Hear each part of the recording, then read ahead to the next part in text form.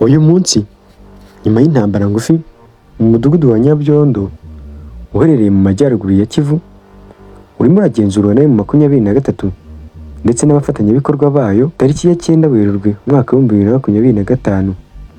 Iri terambere ryegereje iryo tsinda hafi ya Walikale, umwanya w'ibikorwa umaze igihe kinini wiganjemo FARDC, imitwe y'iterabwoba ya gisirikare. Nubwo muri Walikale hariko mu duce twinshi twacukurwa mu amabuye y'agaciro muri Kivu y'amajyaruguru, abaturage baho ntabwo bigeze babyungukiramo. Babaza imyaka babaye badafite ibikorwa remezo shingiro, nta shuri, nta bitaro, nta mihanda ikwiye izina, ahubwo bagiye bahora bimurwa ku gahato, urugomo no guhohoterwa batewe na FARDC n'imitwe yitwaje n'intwaro ikorera mu burinzi bwabo.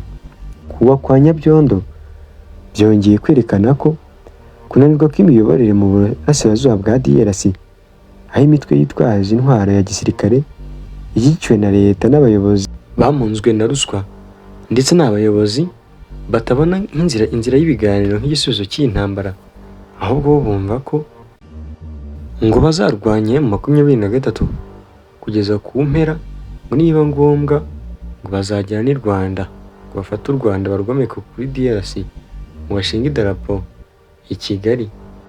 Mu gihe leta ya Kisegedi ugiye muri ibyo, umutwe wa 23 urakomeje ndetse urasonga mbere, kuko ubu ngubu wegereje Walikale witegura nawe kujya kuyibohora, aho abaturage benshi ubu bategeranyije mu 23 bwuzo bibaza ntese twaba natwe tugiye gutabara, twaba tugiye gutabarwa, twaba tugiye kubona ibyiza abandi babonye bahawe n'uyu mutwe wa 23. Barimo kwibaza ejo hazaza heza mu karere katazi ikindi uretse gukoreshwa n'ubugizi bwa nabi.